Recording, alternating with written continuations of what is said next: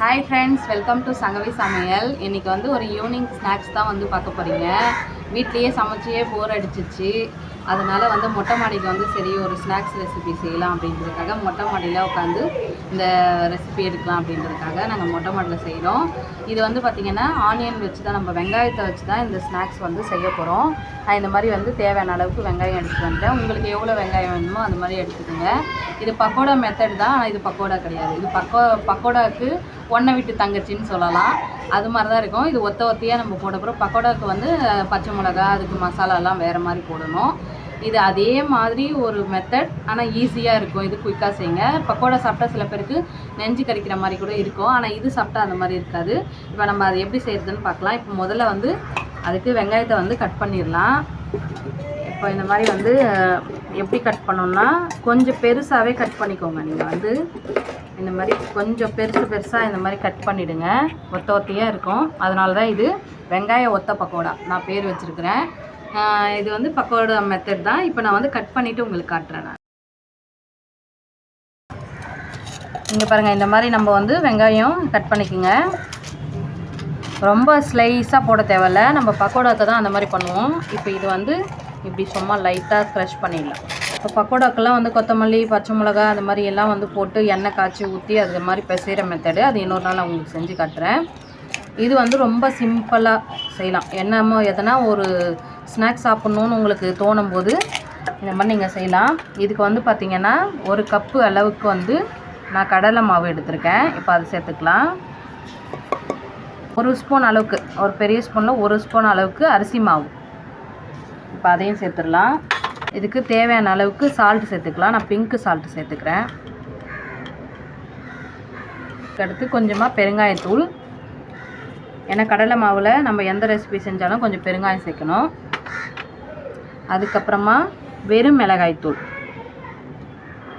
வெறும் மிளகாய்த்தூள் வந்து பார்த்திங்கன்னா இந்த மாதிரி சின்னதில் 1/4 டேபிள் ஸ்பூன் போட்டுக்கோங்க. நான் இன்னும் கொஞ்சமாக போட்டுக்கிறேன். இது ஃபுல்லாக இந்த அளவுக்கு ஒன்று போட்டுக்கலாம். அடுத்து இஞ்சி பூண்டு வந்து பார்த்திங்கன்னா ஒரு 1/4 டேபிள் ஸ்பூன் கொஞ்சமாக போட்டுக்கோங்க, நிறைய போடாத வேண்டாம். அடுத்தது இட்லி சோடா.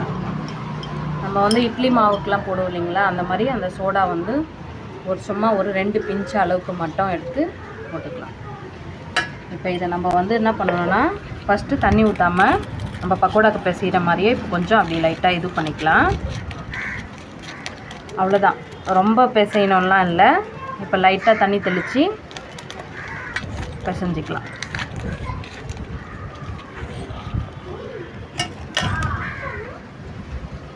ஃப்ரெண்ட்ஸ், இந்த பக்குவத்தில் நீங்கள் பிசைஞ்சு எடுத்துக்கோங்க. இதே மாதிரி மெத்தட்லேயே கூட நம்ம வந்து ஆனியன், அதான் அந்த வெங்காய வடை மாதிரிலாம் போடுவாங்க. அது வேறு ஒரு டைம், இன்னொரு டைம் சொல்கிறேன், அது வேறு மெத்தடு. இப்போ இந்த மாதிரி இங்கே பாருங்கள், இந்த மாதிரி இருக்கும். இப்போ நம்ம போடும் போதும் அது ஒத்தையே அப்படியே நம்ம கொஞ்சம் கொஞ்சமாக எடுத்து போட்டுக்கலாம். இப்போ இந்த பக்கம் இதை வச்சுட்டு கை கழுவிட்டேன். இங்கே பாருங்கள், நான் வந்து இன்றைக்கி கேஸ் அடுப்பில் செய்ய போகிறதில்ல. கேஸ் ஸ்டவ் இல்லாமல் மினி கேஸ் ஸ்டவ்.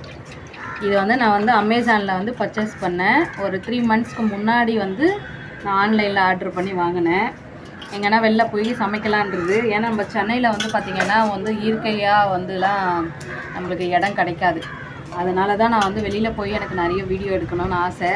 ஏன்னா யூடியூப்பை பொறுத்தவரையிலும் பார்த்திங்கன்னா வீட்டுக்குள்ளேயே பண்ணால் யாரும் பார்க்க மாட்டேறீங்க, வெளியில் போய் நம்ம எஃபெக்ட் போட்டால் தான். ஆனால் எனக்கு 2 குழந்தைங்க இப்படி இருக்கிறதுனால பார்த்துக்கிறதுக்கு ஆளும் இல்லை, இங்கே அந்த மாதிரியான இடங்களும் கிடையாது. அதனால சரி நம்மளுக்கு மொட்டை மாடி இருக்கே, அதனால் புதுசாக நம்ம ட்ரை பண்ணலாம் அப்படின்றதுக்காக தான் இன்றைக்கி இந்த ஸ்நாக்ஸில் ஆரம்பிக்கிறேன். இந்த வீடியோ பார்த்துட்டு நீங்கள் இது எப்படி வந்திருக்குன்னு சொன்னீங்கன்னா நான் கண்டினியூ பண்ணுறேன். இப்போ நம்ம வாங்க இப்போ செய்ய ஸ்டார்ட் பண்ணிடலாம். இன்றைக்கி நம்ம செய்ய போகிறது இந்த கேஸில் தான் செய்ய போகிறோம். இப்போ இதுக்கு முன்னாடியே ஆன் பண்ணிடலாம்.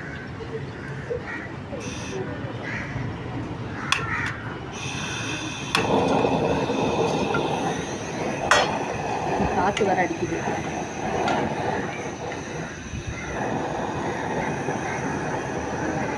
இந்த மாதிரி ஆன் பண்ணிட்டேன். இது வந்து பார்த்திங்கன்னா இந்த கேஸ் ஸ்டவ் வந்து பார்த்திங்கன்னா ஓப்பன் பிளேஸில் தான் வச்சு சமைக்கிறது சேஃபும் கூட. அதனால தான் நான் வந்து மொட்டை மாடிக்கு வந்துட்டேன். நான் ஏற்கனவே செஞ்சு பார்த்துருக்கேன். இப்போ வீடியோவுக்கு இதுதான் ஃபஸ்ட் டைம். கொஞ்சம் ஸ்லோவில் வச்சுக்கலாம்.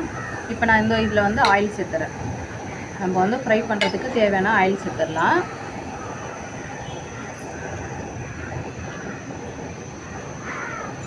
இப்போ எண்ணெய் நல்லா சுட்டுருச்சு. இப்போ நம்ம போட்டுக்கலாம்.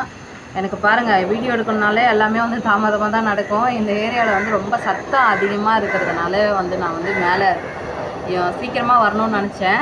இப்போ 6 மணி ஆகிடுச்சு. நான் மொதல் டைம் வெளில வந்து எடுக்கிறேன், 6 மணி ஆகிடுச்சு. இப்போ நான் இது வந்து கொஞ்சம் கொஞ்சமாக அப்படியே போட்டுக்கிறேன். நீங்கள் இந்த மாதிரி வந்து பண்ணணும், அவ்வளோதான். உதுத்த மாதிரி நீங்கள் போட்டிங்கன்னா தனித்தனியாக வந்துடும். இந்த மாதிரி உதுத்த மாதிரி போட்டுக்கோங்க. ஏன்னா இது சின்ன கடாய் பாத்திரன்றதுனால நான் கொஞ்சமாகவே வந்து சேர்த்துக்கிறேன். நம்ம அடுத்த பேட்ச்சு கொஞ்சம் அதே மாதிரி போட்டு எடுத்துக்கலாம். இது கண்டிப்பாக ட்ரை பண்ணுங்கள். ஏன்னா நம்மளுக்கு பக்கோடா வந்து எவ்வளோ பேருக்கு பிடிக்கும்னு தெரில. அது மாதிரி அதே சேம் தான் வந்து டேஸ்ட் நல்லாயிருக்கும். நல்லா வந்து வேகட்டும், நம்ம திருப்பி விடலாம். ஃப்ரெண்ட்ஸ், ஃபஸ்ட் டைமாக ஆரம்பித்து செய்யலான்னு பார்த்தா 6 o'clock ரொம்ப இருட்டாயிடுச்சு. அதனால் இருட்டாக இருக்கும், வீடியோ எடுக்க முடியாதுன்றதுனால நான் கீழேயே வந்துட்டேன். நெக்ஸ்ட் டைம் வந்து நான் மத்தியானத்துலேயே எடுக்கணும். ஏன்னா வந்து இங்கே ஈவினிங் வந்து சத்தமாக இருக்கிறதுனால நான் எடுக்கிறதில்ல. நான் நிறைய எடுக்கணும்னு தான் நினைக்கிறேன். சரி, டிஸ்டர்ப் ஆகும் அப்படின்றதுனாலே எடுக்கலை. இது வந்து மேலே வந்து நான் ஃபஸ்ட்டு பேட்ச் போட்டது. அங்கே பாருங்கள், இந்த மாதிரி ஒத்தையே வருது இல்லையா? அதனால தான் நான் இதுக்கு பேர் வெங்காயம் ஒத்த பக்கோடா நான் பேர் வச்சுருக்கிறேன். பாருங்கள், சூப்பராக இருக்கும். கண்டிப்பாக இது வந்து ட்ரை பண்ணுங்கள். இந்த ஸ்டைலில் சாப்பிட்டு பாருங்க. அங்கே சொல்லுங்கள். சூப்பராக இருக்குது. ஏற்கனவே அவங்க 2 பீஸ் மேலேயே சாப்பிட்டாங்க, அதனால சொல்கிறாங்க. இப்போ நான் வந்து குயிக்காக உங்களுக்கு அடுத்த பேட்சை நான் போட்டு காமிச்சிடுறேன். நான் ஒரு டிஃப்ரெண்ட்டாக இருக்கும்னு நினச்சி வீடியோ ஸ்டார்ட் பண்ணேன். பட் நம்ம வீட்லேயே சமைக்கிற மாதிரி ஆயிடுச்சு.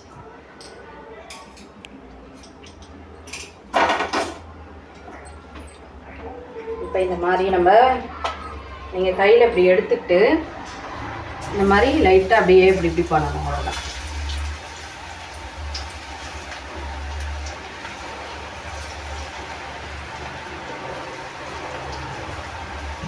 சிம்மில் வச்சுருங்க. ஏன்னா வெங்காயம் வந்து கருகுன மாதிரி ஆகிடும்.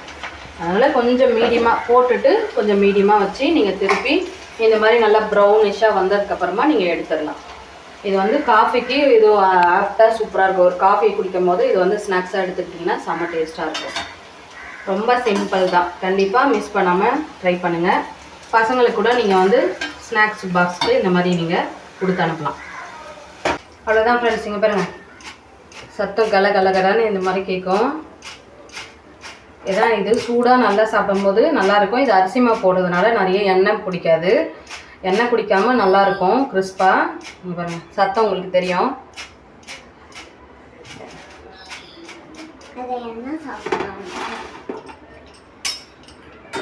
அவ்வளோதான், நம்ம ஸ்நாக்ஸ் ரெடி பண்ணிட்டோம். கிட்ட காட்டுறீங்க பாருங்கள், சூப்பராக இருக்கும். மிஸ் பண்ணாமல் இதே மாதிரியே நீங்கள் ட்ரை பண்ணி பாருங்கள். உங்களுக்கு போர் அடிக்கிறப்பையும் இதே மாதிரி ஸ்நாக்ஸ் செஞ்சு நீங்கள் சாப்பிட்லாம். அவ்வளோதான் ஃப்ரெண்ட்ஸ், பார்த்துருப்பீங்க. நான் செஞ்சு முடிச்சுட்டேன். இதே மாதிரி நீங்களும் ட்ரை பண்ணி பாருங்கள். இந்த வீடியோ பிடிச்சிருந்தா லைக் பண்ணுங்கள், ஷேர் பண்ணுங்கள், கமெண்ட் பண்ணுங்கள். நம்ம சேனலுக்கும் சப்ஸ்கிரைப் பண்ணி சப்போர்ட் பண்ணுங்கள். Bye friends.